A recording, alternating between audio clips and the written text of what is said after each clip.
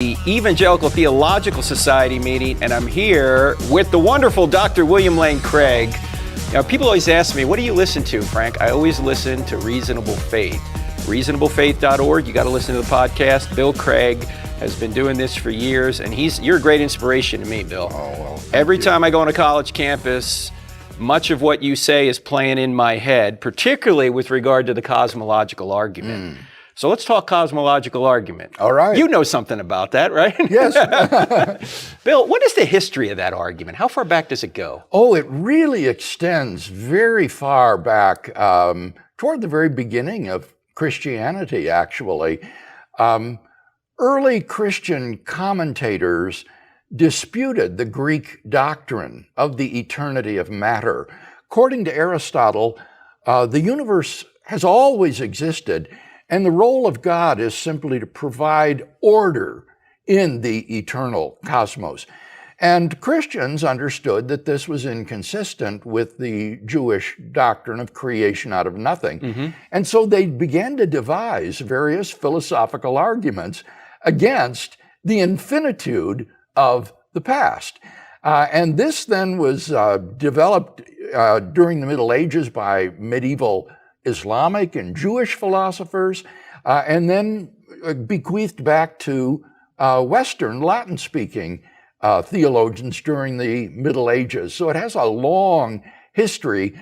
And one of the great things about the argument is its intersectarian appeal. It's been propounded by Muslims, Jews, Christians, both Catholic and Protestant, and so has a great interconfessional appeal. Now, what is the distinction between the cosmological argument and the Kalam cosmological argument? Now, I was speaking of the Kalam All right. cosmological argument because that's the one I've specialized in. But the cosmological argument, more broadly, would simply seek a ground for the existence of the universe, a sufficient reason why something exists rather than nothing. And that kind of cosmological argument is consistent with Aristotle's doctrine of the eternity of the universe. The universe is co-eternal with God, but nevertheless it depends upon him for its order and its being. So that would be a broader cosmological argument, which is, I think, is also persuasive and defensible. But the one I was speaking of was this version that is based upon the finitude of the past. And what is the best argument in your view, say from philosophy, that the past is finite, that there's not an infinite number of days before today? Well, I think it would probably be the impossibility of forming an actually infinite collection of past events by going through them one at a time, one after another. It's very difficult to see how an infinite past could have been formed by adding one member at a time to arrive at an actual infinity of events today. And how about from the scientific perspective? You specialized in this, Bill. In fact, for those folks out there who don't know, the book Reasonable Faith is a book you need to get on this. And then you need to check out Dr. Craig's website, reasonablefaith.org, because you're up to about question 800 or so, I think. I wrote 813 this week. And that's right. So many of these questions are about this argument, and of course many others. Sure. So with regard to the scientific evidence, what do you think is the best evidence? Well, it's really hard to weigh the difference between the evidence based upon the expansion of the universe, which points to its origin at some time in the finite past, and the thermodynamic properties of the universe as a whole, which also implies the finitude of the past. And I'm not sure which one is stronger. They're both very compelling pieces of evidence. Now, we've heard in the social media world that the James Webb Space Telescope has somehow gone against the Big Bang, the fact that there was a beginning. That's not so, is it? No, that's just popular misrepresentation that you find in the sensationalist press. What the James Webb Telescope suggests is that our theory of galaxy formation probably needs to be revised so that stars can be older than anticipated prior to that. But that's much, much later than the Big Bang itself, and it doesn't do anything to undermine the notion that the universe is expanding and had an origin at some time in the finite past. In fact, when you chase down the quotation that is usually repeated in the popular press to the woman astronomer who said that it shook her faith in the Big Bang, she denies ever having said that. Oh, really? She says this was misreported by the press and that's not at all accurate. Now, Bill, as you've pointed out, and borrowing from your insight on this, when I go to a college campus, we go through the evidence that the universe had a beginning, and I'll say, following you, that if space-time and matter had a beginning, the cause, it seems, must be spaceless, timeless, immaterial, powerful, personal, and intelligent. Now, the only pushback I ever get, Bill, is this. Well, we just don't know what caused the universe. How would you respond to that? Well, I would say that if you agree that there had to be a cause, then the properties of that cause are very easy to deduce. The properties that you just mentioned. It has to be a timeless, spaceless, immaterial, eternal, enormously powerful, and I would argue personal creator of the universe. Now, you don't need to call that God if you don't want to, but nevertheless, the cause will have to have those properties unless the skeptic can refute the arguments that one gives for those properties. They're not just asserted, there are arguments that I give to support those properties of the first cause. So I think the argument is very rich in what it tells us about the nature of this first cause. So have you had people persist in trying to say, well, I'm just agnostic at the beginning. I don't think that it necessarily entails this spaceless, timeless, immaterial cause. Yes, but on a different basis, Frank. Okay. What they would deny is that the causal principle can be applied to the universe as a whole, and that therefore there doesn't need to be any cause of the universe. It's not that there is one, we don't know its nature. It's that there doesn't need to be one. And I think that these people tend to be very scientistic in their thinking rather than philosophical. And they think of the causal principle as a sort of physical principle, akin to, say, the laws of ideal gases or the laws of thermodynamics that only apply in and to the universe. They don't understand that the causal principle is a metaphysical principle that applies to being as such, and that therefore, if the universe came into being, it's metaphysically impossible that being could arise from non-being. There has to be some sort of transcendent being that gives being to the universe and brings it into existence. So there's just a fundamental category mistake on the part of these folks in thinking of the causal principle as akin to a law of nature rather than to a first principle of metaphysics. How would you defend the idea that causality is metaphysical and not just physical? Well, I give three arguments for the causal principle. The first is that it's based upon the fundamental metaphysical principle that something cannot come into being from nothing, that being only comes from being. This is a principle as old as philosophy itself, goes all the way back to Parmenides, and I think is eminently reasonable. Secondly, if you think that something can come into being uncaused from nothing, then it becomes inexplicable why anything and everything doesn't come into being from nothing. There's nothing about nothingness that could make universes be preferred to everything else. And admitting that anything and everything can pop into being uncaused from nothing would destroy the whole project of modern science, because anytime you're confronted with a phenomenon to be explained, you could just say, well, it came into being from nothing, so that it would destroy modern science.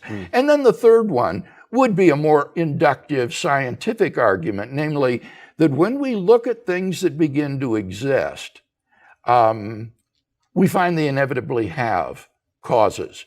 So it would be a good inductive inference from our sample class of things that begin to exist to infer that whatever begins to exist has a cause. Now, that's not a metaphysical grounding like the first two are, but it would be an inductive, empirical argument to confirm those metaphysical arguments. Is it possible, I know that Lawrence Krauss, whom you've had interactions with, he says in his book that every cause must be a material cause, right? Now, if that's the case, wouldn't his own thinking be suspect? Because if every thought he has is completely the result of the laws of physics, why should he believe his thoughts are true? That gets into the broader question of mind-body dualism, and I think you're quite right. If every cause is a physical cause, then even your thoughts are simply physically determined by prior brain states, and your rational thinking and deliberation has no effect whatsoever upon future brain states. And so it really does tend to be very self-defeating to affirm this kind of naturalistic, materialist theory of mind. Bill, you've also debated Sean Carroll. Yes. What is his position on the origin of the universe, and how would you respond to it? I think he would be agnostic about the second premise that the universe began to exist. I think he would say that there are viable models of the universe which are past eternal and beginningless. But he's hard-pressed to come up with any of them. His own model, the Carroll-Chen model, doesn't do the trick. It has to involve a reversal of the arrow of time at some point in the past, where the arrow of time flips over and runs in the opposite direction so that you have a kind of mirror universe prior to ours. But the difficulty with that is that mirror universe isn't temporally prior to ours, because the arrow of time runs in the opposite direction. What you really have is two universes with a common origin, rather than a past eternal universe. So Carroll wants to hold out hope for a beginningless past eternal model, but so far he hasn't been able to come up with them, nor has anyone else. We're talking to Dr. William Lane Craig, ladies and gentlemen. Dr. Craig is the president of reasonablefaith.org. If you haven't availed yourself of his podcast, you need to. I listen to it every week. Sometimes I get behind. I listen to 3 or 4 of them in a week. And he and Kevin Harris deal with issues like this every week at least, so it's well worth listening to. Bill, can you help our audience with the difference between a model, like say Carroll is bringing, and evidence for a theory? Because you can have a model that doesn't have any sort of connection to reality, right? Oh, absolutely. And a great example of that would be Roger Penrose's conformal cyclical cosmology. It's a mathematical model of the universe and its origin, but it's utterly unconnected with physical evidence. Not only is there no physical evidence in support of it, but he actually has to use a kind of alien physics that isn't descriptive of our universe in order to make the model work. So it's a purely mathematical model that has no connection with the world in which we actually live. Does that have any relation to Hawking's imaginary numbers and all that? Or yes, one might also say the same about the Hartle-Hawking cosmological model, that it features things like imaginary time, which are physically unintelligible and make no sense on a physical level. Now, I think Hawking could escape that objection by saying, well, his model isn't meant to be interpreted realistically. It's just meant to be instrumental. It just gives a model for a universe with a finite past, but it shouldn't be taken to be a literal description of reality. He tends to be a kind of anti-realist when it comes to science and scientific models. Now, the main objection now to the cosmological argument, if you're, say, in a debate or on a college campus, what would it be? Is there one? Well, I think it would probably be skepticism that we really know that the universe began to exist.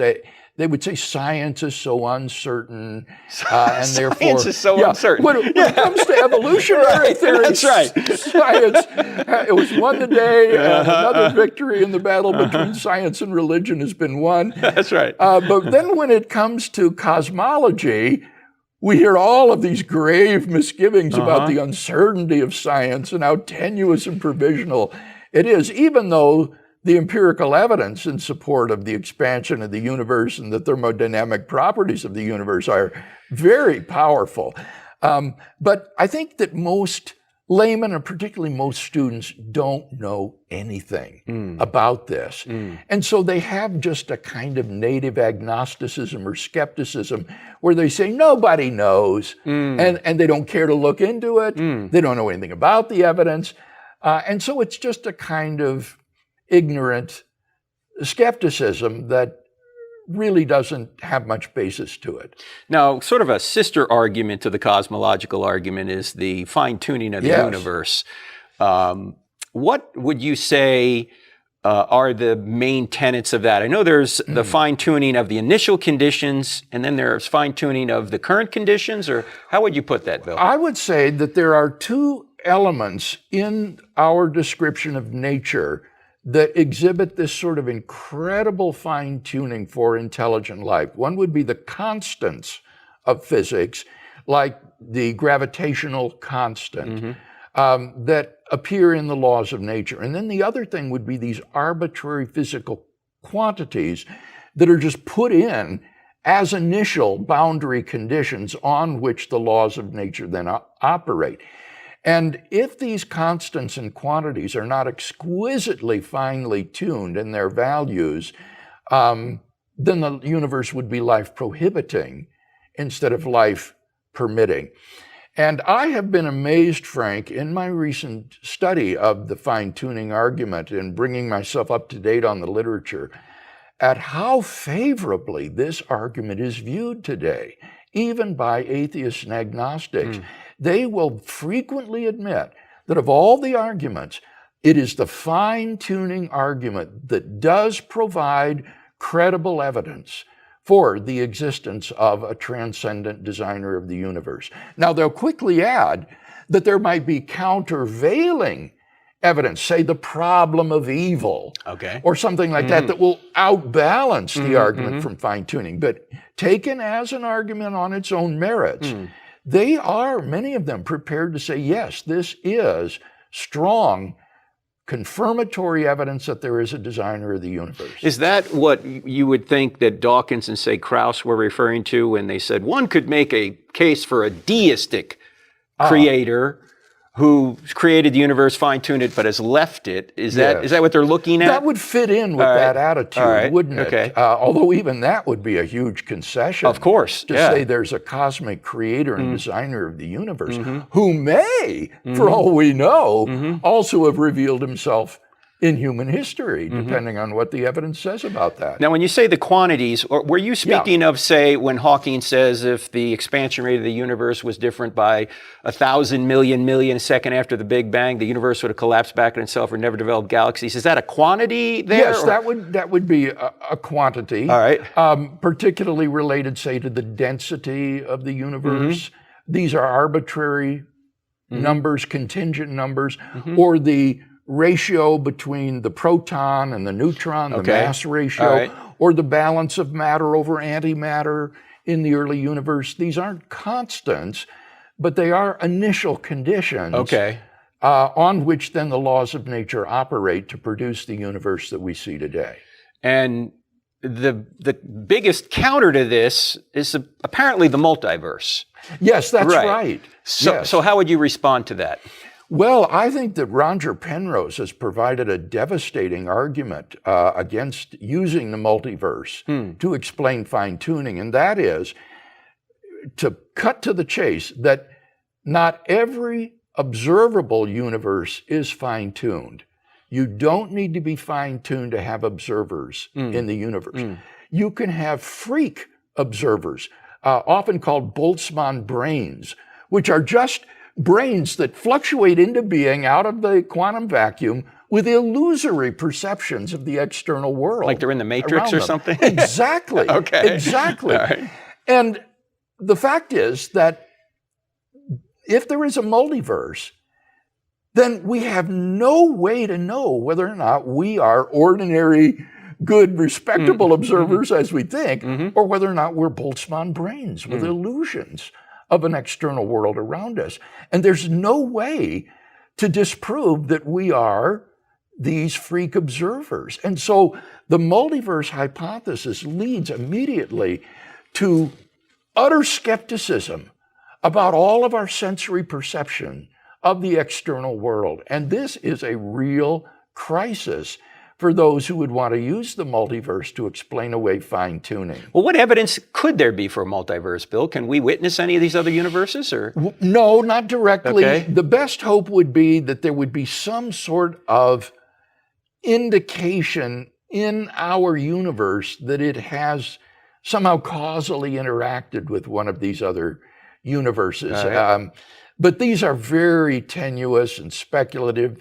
This tends to be metaphysics rather than physics, I think, Frank. Right. But you see, as a metaphysician, I think I need to take them seriously. I don't think I can just dismiss them saying, well, these are unverifiable, unscientific conjectures, because after all, theism is also, I think, a metaphysical hypothesis. Yes. And so you have a naturalistic metaphysical hypothesis versus a supernaturalistic metaphysical hypothesis.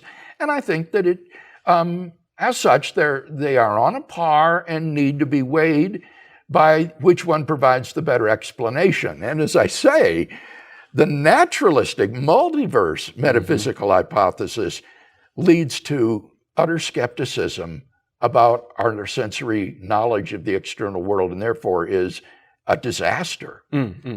Last thing I want to ask you, Bill, because you have to go. We happen to be here in Denver at the Evangelical Theological Society. You can see the 2,000 seats behind us because there's going to be a big conference here shortly. But Bill, the origin of the laws of nature themselves. I know that a number of years ago, Paul Davies had an article in the New York Times where he I think the title was something like Taking Science on Faith, where he said, Christians will say, well, the ground of all being is God, and atheists will say the ground of all being are these natural laws. And Davies asked the question of his colleagues, well, what's the origin of the natural laws? And they were just full of consternation. Don't even ask that question. That's not a scientific question. Do you have any comment on that? I do, Frank. That leads to a third argument on which I've worked lately, based upon Eugene Wigner's famous puzzle of why mathematics is applicable to the physical phenomena. What you call the laws of nature are really mathematical equations of tremendous elegance that describe the physical phenomena.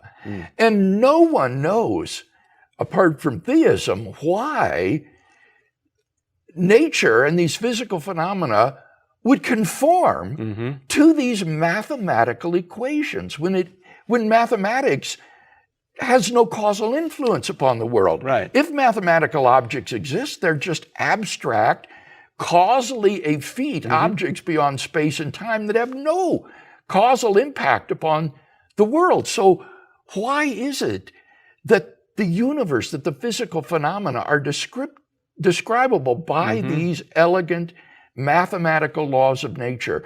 Wigner concluded that there is no natural explanation of this. He says it is a miracle which we neither deserve nor understand. Now, I think he was more right than he knew when he said that. I think it literally is a miracle. That is to say, it is to be attributed to a transcendent, supernatural creator who had a mathematical model in mind on which he built the physical universe. And then he put into those mathematical equations the constants and quantities that would make intelligent life possible. So you've got this dual argument, hand in glove, from the applicability of mathematics and then the fine-tuning of nature's constants and quantities. Didn't Hawking ask the question, who breathes fire into the equations? Famous question that he asked, and that is Wigner's question. Why do these mathematical equations describe the universe when they have no causal influence upon the universe? That is Hawking's question. It's interesting, Bill. Yesterday I was talking to Stephen Meyer, and he said there's a scholar, I can't remember where he's from, but he's just written an article in David Berlinski's Inference Journal, where he's taking Wigner's question another step to where you're going. Wow. That God is behind the mathematical structure of the universe. Well, I'd like to see that because I've studied the literature, brought it up to date recently, and although this argument is much discussed, very few are willing to attribute the applicability of mathematics to divine design and creation. This is a step that secular thinkers are not willing to make. So they wrestle with the problem, but they are not willing to take literally Wigner's answer that this is a miracle. Ladies and gentlemen, it's great being with Dr. William Lane Craig here, reasonablefaith.org. We're coming toward the end of the year. I know many of you give to Cross-Examine. If you have more people you want to give to, here's one you want to give to. Thank you. Reasonablefaith.org. I rely on it. You ought to rely on it as well. Bill, it's always a pleasure. Thank you, Frank. It's really good to be with you. God bless you. Thank you. Sir. Thanks, guys. See you next time.